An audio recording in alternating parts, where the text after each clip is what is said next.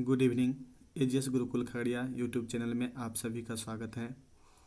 आज हम चर्चा करेंगे वर्ग 9 के जीव विज्ञान के अध्याय 3, जिसमें जीवों में विविधता से संबंधित जंतु जगत की हम लोग चर्चा करेंगे।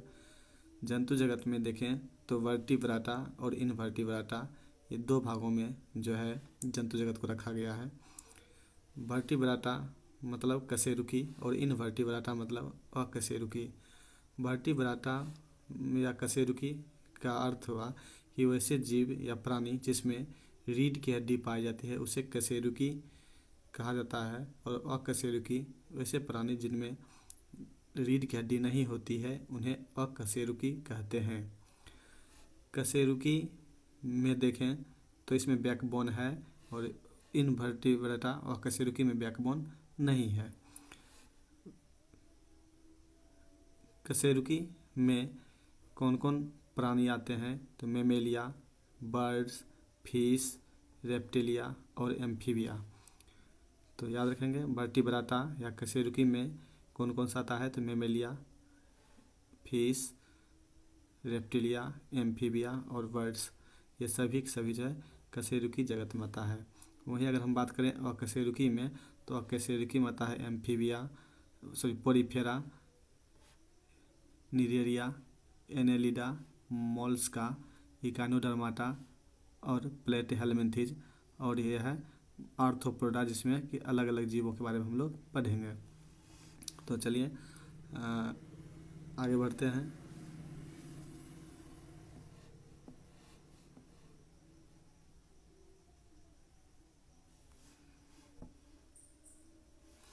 अब है उपजगत मेटाजोआ।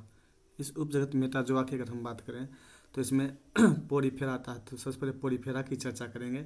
ये पोरीफेरा संघ क्या है? पोरीफेरा का अर्थ होता है छिद्रधारक। जो पोरीफेरा है, पोरीफेरा का अर्थ ही होता है छिद्रधारक।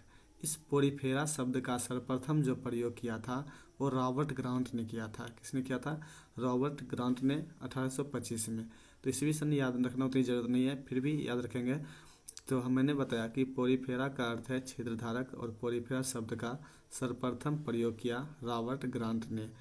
पोरीफेरा संघ में जो शामिल जंतु होते हैं उन्हें स्पंज कहते हैं। तो यहाँ याद रखने वाली बात है कि पोरीफेरा संघ में जो जंतु शामिल होते हैं उन जंतु को स्पंज कहा जाता है। अब पोरीफेरा संघ के कौन जंतु हैं और उनमें क्या क्या पाया जाता है उनकी चर्चा हम लोग करेंगे। तो पोरीफेरा संघ के जंतु को देखते हैं। तो ये पोरीफेरा संघ के जो जंतु मिलते हैं कहाँ? तो पोरीफेरा संघ के जंतु मिलते हैं जो बहुकोशिकीय चट्टान है उस बहुकोशिकीय चट्टान पर, और साथ ही साथ ठोस पदार्थ पर जो है पोरीफेरा संघ के जंतु मिलते हैं। तो पोरीफेरा संघ के जंतु कहाँ मिलते हैं? तो ये ज़्यादातर जो है बहुकोशिकीय चट्टान या फिर जो है ठोस पदार्थ पर पोरीफेरा संघ के जंतु मिलते हैं। पोरीफेरा संघ के जंतु के जो शरीर होता है उस पर अनेक छिद्र देखने को मिलता है। ये जो पोरीफेरा संघ के जंतु हैं, इस पोरीफेरा संघ के जंतु के शरीर पर अनेक छिद्र देखने को मिलता है जिन्हें ऑस्टिया कहते हैं। तो पोरीफेरा संघ के जंतु के शरीर पर जो अनेक छोटे छोटे छिद्र देखने को मिलता है उसे ऑस्टिया कहते हैं। वहीं अगर हम बात करें पोरीफेरा संघ के जंतु के अग्र सिरे पर जो बड़ा छिद्र होता है, तो याद रखेंगे पोरीफेरा संघ के जंतु के शरीर पर जो बड़ा छिद्र होता है उस बड़ा छिद्र को ओस्कुलम कहते हैं।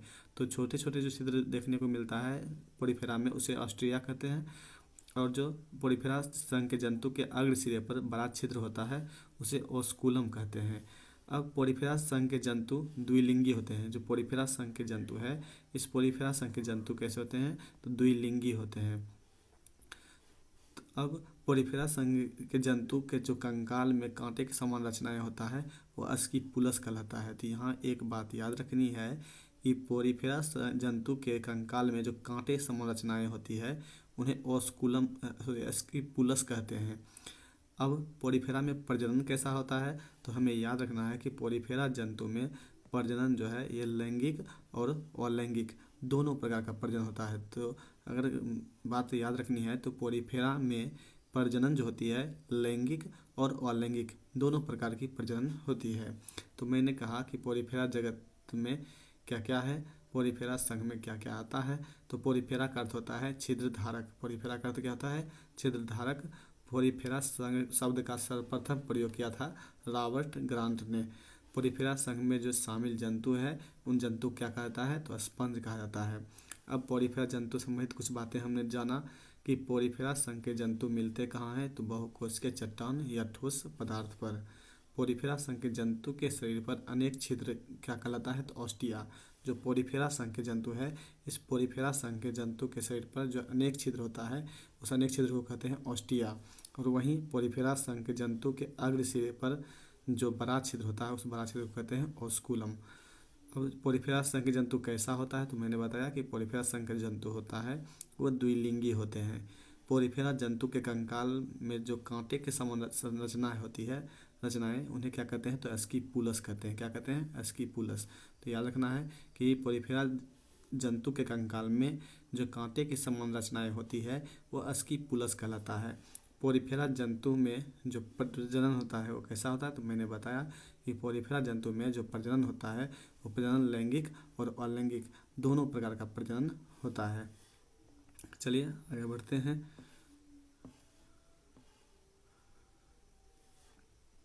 अब कहता है कि पोरिफेरा में भोजन का पाचन कैसे होता है, तो पोरिफेरा में जो भोजन का पाचन होता है वो अंतःकोशिकीय होता है। पोरिफेरा में जो भोजन का पाचन होता है वो अंतःकोशिकीय होता है। अब पोरिफेरा संघ के जंतु कौन कौन है, तो पोरिफेरा संघ के कुछ प्रमुख जंतु है जिसे याद रखेंगे, यूक्लेप्टेला, हायालोनिमा, यू स्पंजिया, साइकन, स्पंजिला। पोरिफेरा संघ के जंतु कौन कौन है, यूक्लेप्टेला, हायालोनिमा, यू स्पंजिया, साइकन और स्पंजिला। अब पोरिफेरा संघ के जंतु से संबंधित महत्वपूर्ण तथ्य, तो देवी वीनस की फूलों की डलिया कहा जाता है यूक्लेप्टेला को।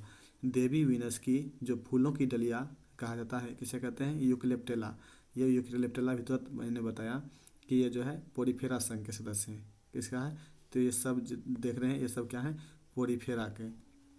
तो देवी वीनस की फूलों की डलिया हम लोग किसे कहते हैं, तो मैंने बताया कि देवी वीनस की जो फूलों की डलिया है वो फूलों की डलिया कहते हैं यूक्लेप्टेला को। देवी वीनस की जो पुष्प मंजूषा है, या एक और नाम से जानते हैं देवी वीनस की पुष्प मंजूषा यूक्लेप्टेला को। किसे कहते हैं, यूक्लेप्टेला को देवी वीनस की पुष्प मंजूषा कहा जाता है। अब मीठे जल में पाया जाने वाला जो स्पंज है वो क्या है, स्पंजिला। मीठे जल में पाया जाने वाला स्पंज क्या है, स्पंजिला है। अब साधारण स्नान वाला स्पंज किसे कहते हैं, तो यू स्पंजिया को। जो साधारण स्नान वाला जिसे बाथ स्पंज कहते हैं तो वो कौन है, यू स्पंजिया। ये वो स्पंजिया भी क्या है, तो पोरिफेरा समुदाय के जंतु है। स्पंजिला क्या है, तो पोरिफेरा समुदाय के जंतु है। यूक्लेप्टेला क्या है, तो पोरिफेरा समुदाय के जंतु है। अब यू स्पंजिया कहाँ पाया जाता है, तो यू स्पंजिया जो ज़्यादातर पाया जाता है वो भूमध्य सागर और मैक्सिको की खाड़ी में पाया जाता है। यू स्पंजिया कहाँ पाया जाता है, तो भूमध्य सागर व मैक्सिको की खाड़ी में यू स्पंजिया पाया जाता है। चलिए आगे बढ़ते हैं।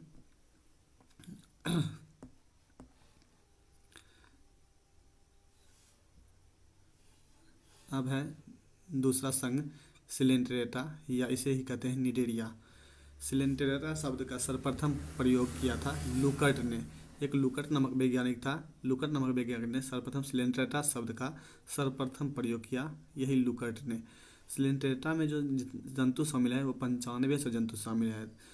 और सिलेंट्रेटा प्राणी में के शरीर जो होता है दो स्तरीय होता है, जिसमें बाहरी स्तर को एक्टोडर्म और भीतरी स्तर को एंडोडर्म कहते हैं। एक्टोडर्म और एंडोडर्म के बीच का जो स्तर होता है, यहाँ स्तर होना चाहिए तो स्तर लिखेंगे। जो एक्टोडर्म और एंडोडर्म के बीच का जो स्तर होता है उसे हम लोग मेसोगेलिया कहते हैं। तो एक्टोडर्म और एंडोडर्म के बीच का जो स्तर होता है उसे क्या कहते हैं, तो मेसोगेलिया कहते हैं। सिलेंट्रेटा संघ के जंतु बहुकोशिकीय होते हैं। सिलेंट्रेटा संघ के जो जंतु होते हैं वो बहुकोशिकीय होते हैं। सिलेंट्रेटा संघ के जंतु पर जो है पॉलीपाइड चूनेदार अस्थि का निर्माण करते हैं। जो सिलेंट्रेटा संघ के जंतु होते हैं वो सिलेंट्रेटा संघ के जंतु पॉलीपॉइड चूनेदार अस्थि का निर्माण करते हैं, जिसे कोरल कहता है। ये जो कोरल है समुद्री प्रवाल भित्ति है। सिलेंट्रेटा में प्रजनन जो होती है वो अलैंगिक प्रजनन होता है मुकुलन द्वारा, एवं लिंगी प्रजनन जो होती है वो होती है युग्मकों द्वारा। तो तो सिलेंडरेटा में प्रजनन होता है लैंगिक और अलैंगिक दोनों होता है, लेकिन सिलेंडरेटा में जो अलैंगिक प्रजनन होता है वो मुकुलन द्वारा होता है और लैंगिक प्रजनन जो है युग्मकों द्वारा होता है। सिलेंडरेटा के लार्वा जो है प्लेनुला कहलाता है। जो सिलेंडरेटा के लार्वा होते हैं वो सिलेंडरेटा के लार्वा प्लेनुला कहलाते हैं। सिलेंडरेटा या निडेरिया संघ के प्रमुख जो जंतु है वो हाइड्रा, फाइसेलिया, ओवेलिया, ओरेलिया, समुद्री एनीमोन और गोर्गोनिया, ये सभी जो है सिलेंडरेटा या निडेरिया संघ के जंतु हैं। तो एक बार और मैंने कहा कि सिलेंडरेटा या जो निडेरिया संघ है इसमें क्या क्या है। तो सबसे पहले मैंने बताया कि सिलेंडरेटा शब्द का सर्वप्रथम प्रयोग किया था लूकर्ट नामक वैज्ञानिक ने। सिलेंडरेटा में जो शामिल जंतु है वो 95 जंतु शामिल है। सिलेंडरेटा प्राणी के 2 स्तरीय शरीर होते हैं। बाहरी स्तर को एक्टोडर्म और भीतरी स्तर को एंडोडर्म कहते हैं। अब एक्टोडर्म और एंडोडर्म के बीच का जो स्तर होता है उसे मेसागोलिया कहते हैं। सिलेंडरेटा संघ के जंतु जो होते हैं वो बहुकोशिकीय होते हैं। सिलेंडरेटा संघ के जंतु जो पॉलीप्लॉइड चूनेदार अस्थि का निर्माण करते हैं उसे कोरल कहते हैं। जो सिलेंडरेटा संघ के जंतु द्वारा जो पॉलीप्लॉइड चूनेदार अस्थि का निर्माण होता है उसे कोरल कहते हैं। सिलेंडरेटा में प्रजनन जो होती है वह लैंगिक और लैंगिक दोनों होता है, लेकिन सिलेंडरेटा में जो अलैंगिक प्रजनन होता है वो मुकुलन द्वारा होता है और लैंगिक प्रजनन जो होता है वो युग्मकों द्वारा होता है। अब सिलेंडरेटा के लार्वा जो होते हैं वो प्लेनुला कहलाते हैं। सिलेंडरेटा के लार्वा क्या कहलाते हैं? प्लेनुला। सिलेंडरेटा या निडेरिया संघ के जो प्रमुख जंतु है वो हाइड्रा है, फाइसेलिया है, ओवेलिया है, ओरेलिया है, समुद्री एनीमोन है और गोर्गोनिया है। ये सभी जंतु जो है सिलेंडरेटा संघ में पाए जाते हैं। तो आगे जो यहाँ सिलेंडरेटा होना चाहिए तो यहाँ लिख लेंगे सिलेंडरेटा